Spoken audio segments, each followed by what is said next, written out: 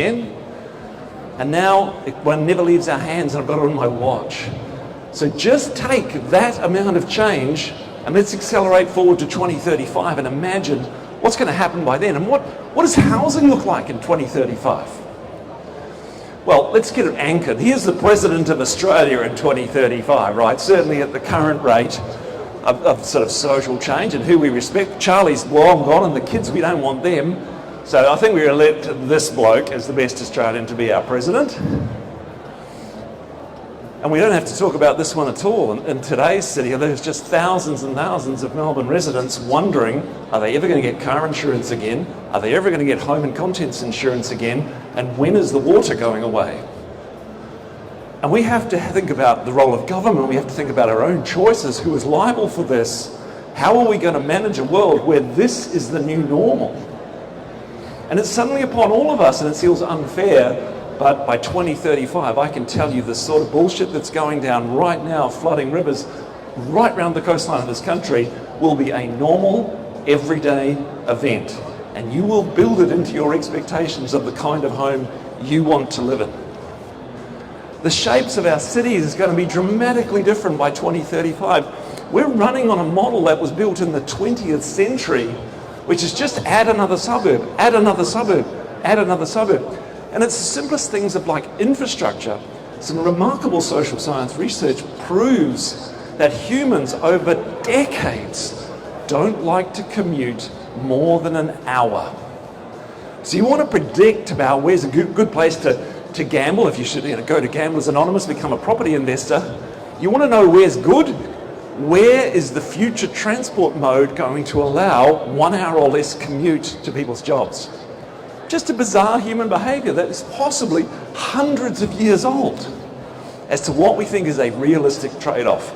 Now, our city is going to shape just as they've changed shape in the last 3 years, and Lord knows how we're going to accommodate another 70,000 skilled workers coming in the next 6 to 12 months. But it isn't going to be necessarily vast estates on the edges of cities, which is tricky because pretty much everyone in this hall is selling one of those, aren't they? And the critical technology is Starlink. So Elon Musk's amazing, ridiculous, hideous lines of satellites running over the world, which he's just decided the Ukraine can't have, because he can't take a joke. And it's now shaping Australia's cities. $139 for a 100 to 300 megabit line, and you can live anywhere. So now, as we don't know, it's liminal times, whether you're coming back to work or not coming back to work or coming back to work for 1 day a week. You can go and live anywhere. So the housing crisis that is this ridiculous thing of 8 million people in Melbourne by 2040 may not happen. You may not have to live here. Now, here's the other factor. What are at one stage, Warren Buffett said the greatest force on the planet is compound interest. I can't remember. Lots of people have said that over time. The greatest force on our planet is the simple fact of aging. And Australia is one of the most rapidly aging countries in the world. Now, I feel this as a nearly 60-year-old. We each get 4,000 weeks, roughly, on this planet. I've used 3,000. I'm not here to mess around with the last 1,000. Aging is upon us. Let's have a look at the data. So Liz Allen, who's a demographer, an Australian demographer, she's done the numbers on what it looks like in the next couple of decades. This is with full immigration, which far too many Australians are politically opposed to. They shouldn't be, because if you want to have any standard of living in your 70s and 80s, then you'll be welcoming people to this country who might get a job and pay tax. Because what used to be a pyramid of population is turning very rapidly up the other way. We are living longer, and the drama of that is how are we financially going to afford those things? This will change the shapes of the houses we all want to live in. Trust me, when I'm 80, I don't want to live in a 300 square metre, 2-storey, giant pillared ranch house, nowhere near services. And you're going to have to start thinking about this stuff right now. Because by the time we get, according to Liz's research, by the time we get to like 2050, which again, remember, is only as far away from now as 1990 was, There's one single 5-year age cohort that has the loudest voice in Australia on public policy, on everything. And it might surprise you to know that it's going to be women aged 80 to 84. They will be the longest line on one of these graphs. Now, how do we change our thinking in a world where that's the political reality? It's so different to where we are today. Anyway, it's going to change the sort of houses we want, and the wealth transfer is the other thing that 2035 is incredibly important for. And the numbers are so big, I had to write them on my hand. So, $3 trillion will have transferred between my boomer generation and the Gen X's and Y's in this room by 2035. $3 trillion, because I'll have died and I'll have handed that on. We have accumulated unholy amounts of money in our property. Now, what's my 21-year-old going to do with that money, right? Well, he's got different values. He's a Melbourne Central dwelling Liberal Green Party hippie. He's probably not going to spend every single penny building a gigantic rental portfolio and be a slumlord. He's probably going to value the environment more. He's probably going to value social causes. He's probably going to value living somewhere that's sustainable. So I don't know what he's going to do with his money, but I seriously doubt he's going to buy rental properties. So in 1 year alone, from that point onwards, $230 billion a year will transfer from my generation to your generation and the generation after. And how is that going to impact a market? Are they all going to buy homes? I don't know. It's going to be a wild time to be in banking, that's for sure. Now, this is one of the things I want to do. People go, oh, he's talking about reverse mortgages and old people's homes and all those kind of things, and it's always crap, right? It's always horrible.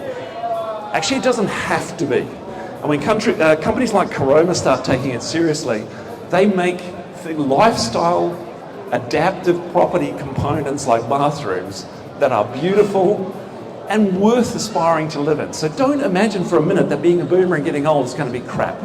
Unless you've got no money, that'll be a little bit tough because there's no taxpayers.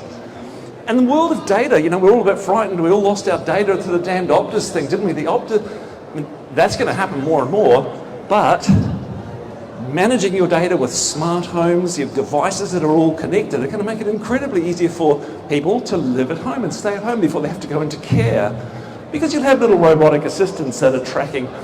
This one here is a beautiful one, a company called Mcmansions in the UK. 5 sensors in the home. Where would you put 5 sensors in the home if you wanted to track the health and well-being of an elderly relative? Well, you put it one on the bed, one on the lounge, one on the TV controller, one on the front door, and one on the toilet flush. And from that data alone over time, you can sense and then build some sort of care network around how people are doing on their own, because there's a lot of single elderly people out there at the time. The biggest component, the biggest horror story of aging in Australia is that there's health boards like, say, Flinders in Adelaide, which is currently the largest aged population in a suburban basis in the country.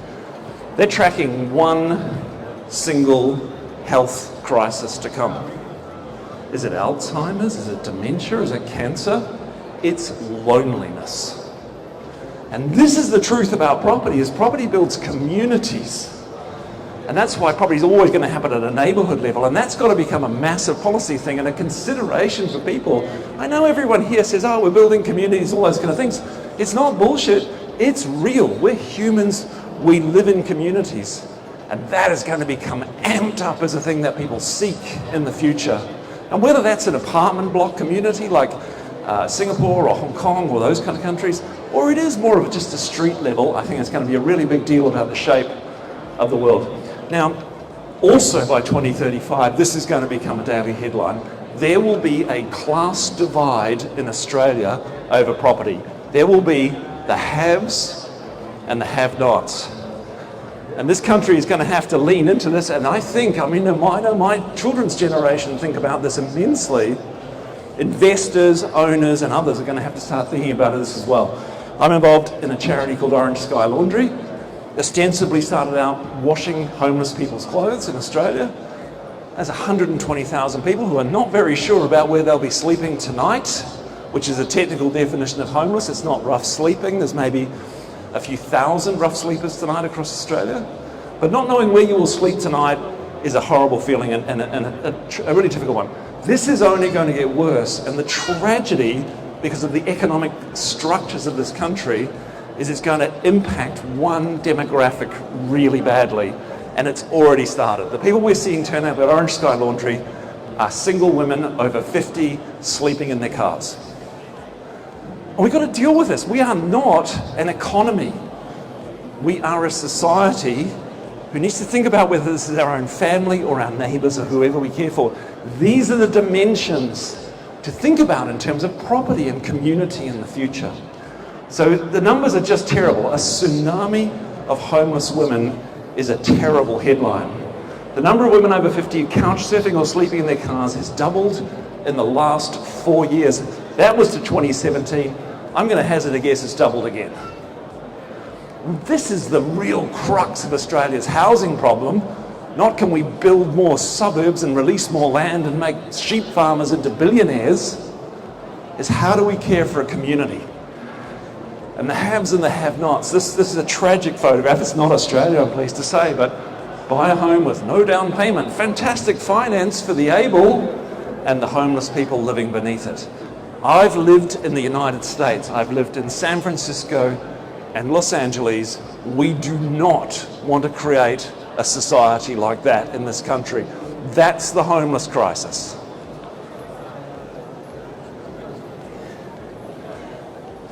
I'm amazed today that there aren't any robots in the room. A lot of the talks I go along to high-tech talks, those kind of things. There's always some kind of artificial intelligence, and it's very much here in the world of finance today.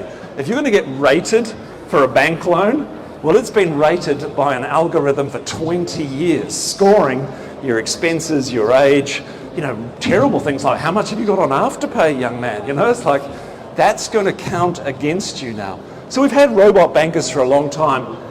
In this world, we're going to have that massively. And by 2035, most unlikely to be too many humans involved in deciding if you can become a borrower. It started a long time ago, and I know if I look on the internet, spend far too much time on the internet, if I look around, when the major institutions of this world start involving themselves in stuff, you go, you know what, they're not very good gamblers. They go for the sure bets.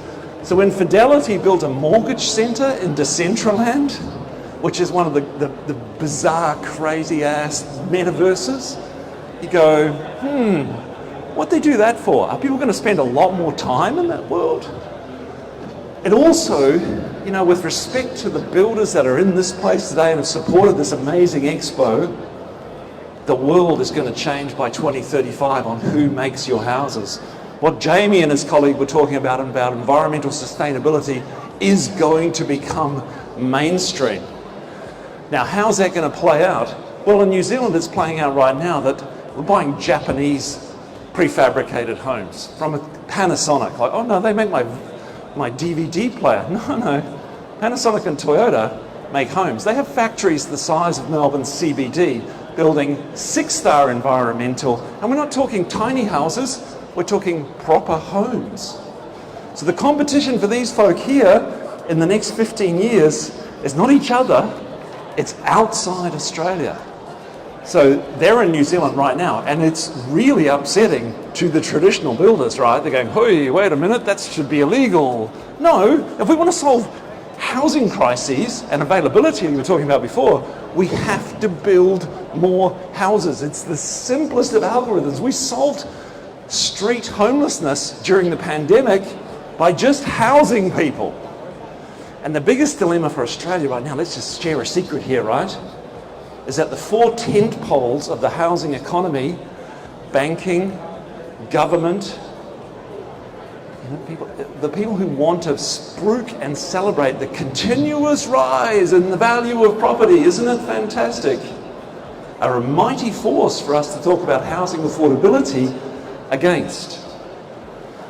So, local government, around 20% of their income comes from property taxes and rates. Are they going to Do they want house prices to go up? Hell yeah. Banks lending $1 million, owning an awful lot more money as an average loan than they were when that was $200,000. So they're going to be spruiking that to the world. Whether that's my old employer, the real estate sites, cheerleaders for price inflation on property. So there's going to be some forces at play when these kind of players come in and you can get a house for 150 grand that are going to be a really interesting landscape for the next 15 years. So there's Panasonic, there's Toyota. These are not crap houses. These are beautiful, like all the standards that were being talked upon the stage by Jamie. All built in, been doing it for years, earthquake proof. So this is going to put incredible pressure on Australia's builders to do a better job, which I think is awesome. I think that is the power of competition and capitalism, is to get a better job and better value for everybody. Now these people are interesting, not the least of which they're in a massive legal case, but Nido in the United States, they've got an incredible database of who wants to live and stay where. How did they get that? Well, because Airbnb are a business partner in this. They're building 14 new buildings, which they've fallen out over, so it's on a bit of a stall at the moment. Based on the data, if you've ever stayed in an Airbnb, they have your data and it's demand data. We'll just let that one go for a minute. There you go. So wow, imagine being a building and construction company and having access to the millions and millions of people and where they want to go, and are they university students or are they travellers? This building here, I think it's at Nashville. The seminar room is from landmark inspection. There you go, might be quite good. So this is 1/3 owner-occupied, 1/3 short-term rentals Airbnb, and 1/3 a hotel, because that's what the demographic data told them, and that's a really big competitive future for our property world. And of course, Amazon.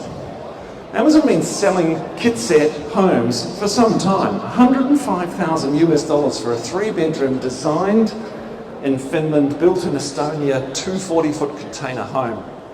105 grand.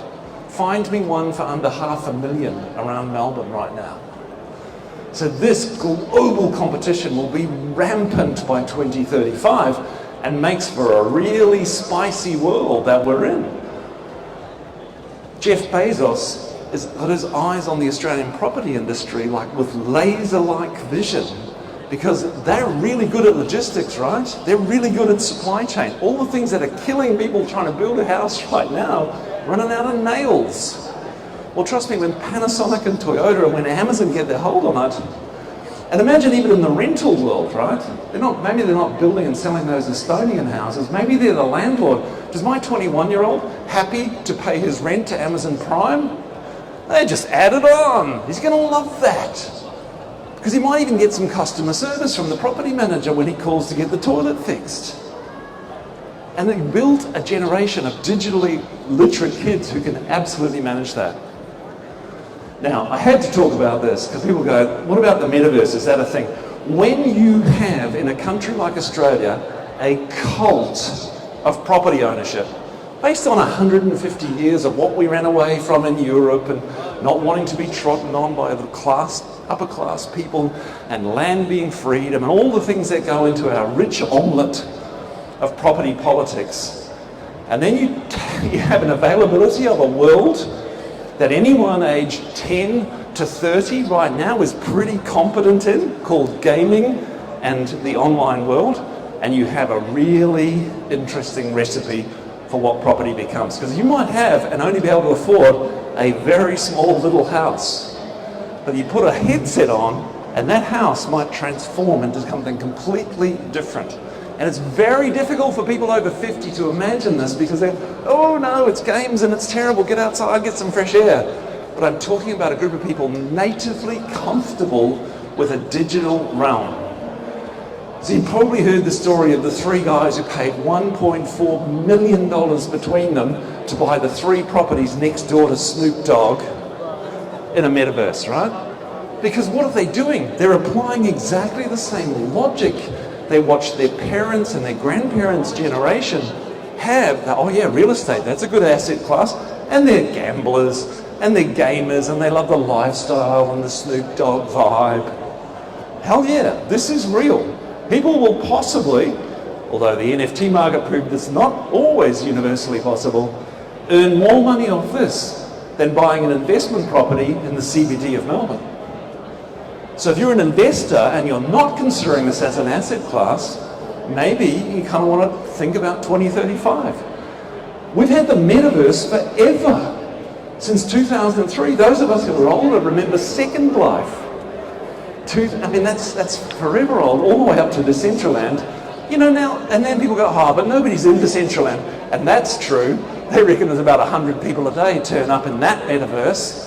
But they've bought NFTs there, they've bought land there, they've done all those things. But this is real, and if you are a property gambler, you want to be considering about those as an asset.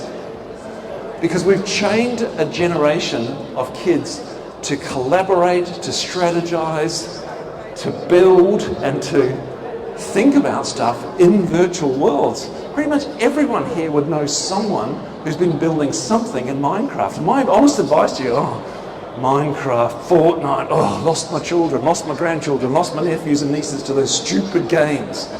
Go and sit next to them to understand what will be a major force in our economy by 2035.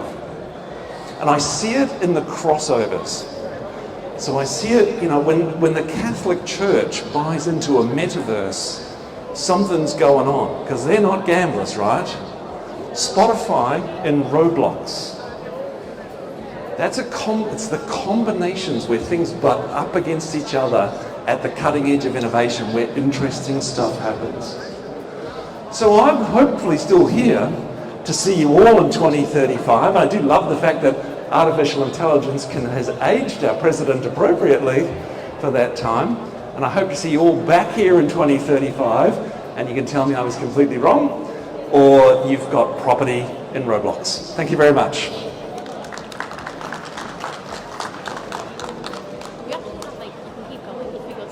No, I'm good. Okay, no worries. We can do questions, though. Yeah, if that's okay. I think we've got time for Q&A. Has anyone got any questions for Nigel? Really interesting, really detailed conversation there. Not as exciting as a land release, which is coming up next. It is coming up. I'm sure that everyone's hanging out for that. Maybe. Yes, we've got still a few more minutes before that one's going to begin, though. That's why I'm curious. Has anyone got any questions about this crazy future that we're heading into? VR world. Who would have thought about that? Thanks, Nigel. It's quite exciting in the future. Since you talk about NFT, how about you thinking about the future of cryptocurrency? Yeah, look, I work in a world where we do software development around the blockchain. So the dilemma with this whole futuristic world of non-fungible tokens and cryptocurrency and the blockchain and all this stuff is that it is like an omelette, and all the ingredients are mixed up in there, and some of them stink like shit, to be honest. And the NFTs are the really stinky little bits right now because they have been gambling. The motivation for them has been pretty poor. Whereas you look at the use of other components of that, so non-bank payments, for example, sharing payments, equitable distribution of data. So I think my favourite thing I've seen in the last week around property is the banking, so fintech related, but the Australian Stock Exchange thinking about using blockchain for their chess system. That's a brilliant use of that technology. But yeah, as always, it gets caught up in our innate love of gambling and making money that we shouldn't be making. And yeah, NFTs, wow, that was hard to watch people spend tens of thousands of dollars. I mean, cryptocurrency's the same. The fact to remember about crypto is that there's a handful of people, maybe 12 people own 80% of the world's cryptocurrency. 10 people. And why have we got that? Well, it's quite simple, as they just pump those coins. Now they're owning 80% of it, so when they just pump that up to a certain value, when they dump 10% of their 80% and it crashes the currency and they walk away, they don't care about the 10% who lost everything, because they only lost 7/8 of their holdings and they made so much money. It's a completely kind of unfair distribution of information around those kind of things, and that's not new. I mean, we're talking about Ponzi schemes, we're talking about crazy ways of making money, pyramid schemes, games. When I was a kid, there was crypto madness sort of equivalent. It used to be, it was just like this. It was called the aeroplane game, where I'd entice you all along to a seminar like this, and you all put $100 in, and every week you put your $100 in, and I'm the pilot, right? I'm at the head of the plane here. I'm piloting, and I get all your money, and I walk away with $2.5 grand because I was the pilot, and I'm going, this is the best thing ever. You should all get onto the airplane game, and then you come up and be the pilot, and you get it, and you love it, and it only falls apart when that seat at the back can't be filled because everyone's going, I'm not playing that game. That's cryptocurrency, not new. Yeah, come on. Cool. Fantastic. Does that answer your question? Don't gamble on crypto. Yeah, I'm so glad you said that because I've been skeptical the whole time. It's kind of really interesting where the demographic of crypto has been, because it's been those tradie bogan, like cashed up. Absolutely. Well, I'm mad. All my mates said, get me into crypto. I know, and I think it's really funny as well because there's like that giant piece of hardware that they have in their home office that's mining for it. Yeah, the carbon impact of this is like it's the equivalent of a whole city, the average coin. Totally, I don't know if you've been near one, but it's so loud and it's so hot in the room around it. It's insane. Yeah, not a good idea. Absolutely. Are there any more questions? I think this is a really fascinating conversation. They're all. Yeah. I think they're all waiting for the land release. Fantastic presentation, and when we think about some of the numbers that the presenter before you shared in terms of population, can you tell me what you see the future of housing being in terms of the types of dwellings when we think about 2035? Yep. You've already made comment that it's not the big Mcmansion in the burbs, so could you speak a bit more to that, please? Yeah, I think it's well worth looking. Go and have a look at Toyota and Panasonic's sites and see the modularity of the homes and the different sizes. You can live in a 120 square metre home quite adequately if it's well designed. And I meant beautifully designed. So the drama is that our expectations are, we need another bedroom, we need a double garage, we need all these things. And the missing piece is design, which I think Jamie was kind of getting to, right? The 50s and the 60s taught us, the mid-century, design is possible to be both sustainable and humanly interesting to live in. And not casting aspersions on all my friends here, but they're riding a wave of mad greed and ambition in Australia about, well, I need 40 squares, and I'm going to use every last inch of my piece of land, and never let my concrete slab return its carbon debt because there's no grass. And I think the world, if we go to whether it's Scandinavia or Asia or otherwise, proves that it's perfectly possible to live comfortably in a small house. And I think that will be the mega trend for 2035. We'll be back to smaller places. And you know why? It's very simple. My dad's 87, got ill, put him in a home, and there is nothing focuses the mind on your own acquisition of too much materialistic crap in your life than cleaning your dad's house out and putting it in a skip. And by 2035, millions of me will have done that, and I'll have inherited the cash as a result, and they're going to change their values. And whether it's the intersection of the COVID crisis, which is with us for years to come, health crises and more pandemics are the new pattern because we travel so much and we're so difficult to politically align. That combined with in-your-face waste, I think is going to change considerably. So the question becomes, what happens to the Mcmansions? Like, what are we going to do? The good news is, they're all going to fall down. That Jamie and his mate, they're onto something. The lifespan, you go to some of these suburbs, the mould, the collapse, the quality of the work, they're not going to be 100-year houses, they're 30-year houses, and they were built 2000 to now.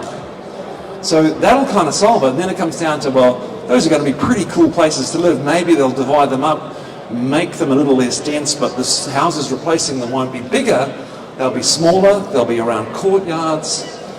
I just love to see how the world solved so many of these problems with homelessness over the pandemic. And I know there's people in Australia desperate to try and get the banks and the portals and the government together. Just literally the land under the freeways of Melbourne alone could be turned into some pretty cool intensive housing. Maybe they'd need some noise reduction because of the freeways. And we could solve thousands of people who are stressed for their properties right now.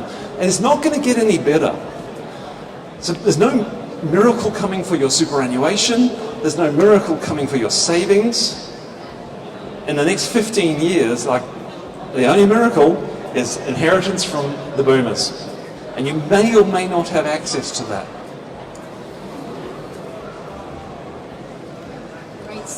Great stuff. I think there's a bit of information there. Just respect your elders. There we go. Yeah. I do have another question for you, but our land release person who's coming. But if you've got time just for one more, that would be lovely. Thank you. Thanks, Nigel. Thanks so much. Just one quick question. Where are you living in 2035 and why? And I've thought about it long and hard. I'm living in New Zealand. That house build is underway now. It's a little slow. You can tell from my New Zealand accent. I'm a Koioi. And I need to get away from the suburb I'm in Melbourne, because by 2035 the sea level rise is going to start making that a hazard for insurance. And I've chosen very carefully the site where I'm living in New Zealand, seawater rise. So in this, to be fair, I've had a good career, right? So I had a little bit of money left over at the end. It's all good. And I rode the rise. I stole all your money. I boomed my way to property wealth in Melbourne. So I had a bit of choice. So I'm 36 metres above sea level, which is 8 metres higher than the worst tsunami predicted. I'm 1.5 kilometres from the coast, because it's lovely to see the ocean. I don't want it in my front door, but it's lovely to see the ocean. Everything within 800 metres of the coast where I'm moving to currently cannot get home and contents insurance. Now, there's a lot of holiday homes and second homes and those kind of things in that area. But wow, might encourage people to have less stuff.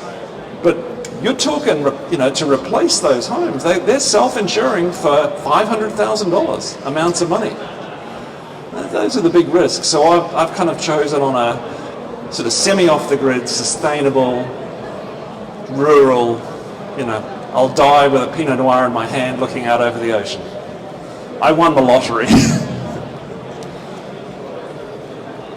Beautiful. That's really good news. Just wanted to ask now, have you got any rooms to rent? It's actually a really interesting question, because if we look back through history, we've got a housing crisis right now.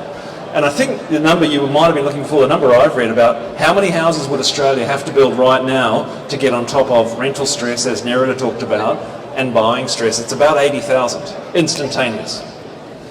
That's a lot of building. That is a lot of building. That is so much building. So the answer of what's happened in previous, when economic times changed, we were in liminal times and times were tough, is people rented bedrooms. If you go back to your grandparents, go back to my grandparents, I'm a gentleman of a certain age, fascinated by Ancestry.com. You go back and of course you see the censuses for those days. It's good. How many freaking people were living in my grandparents' house? I visited it. It has 3 bedrooms. There's 11 people there. And they don't all have my family's last name, because in the 1930s, that's what we did. We clubbed together as communities and we lowered our standards as to what we thought privacy was, and we reached out into the community. And that, 100 years later, will come back if we don't solve this crisis. Aged flatmates is going to be a massive thing. Okay, I'm definitely done. We've got a big announcement coming. There's land to give away. Oh, we're selling it, we're not giving it away. Thank you very much. Thank you.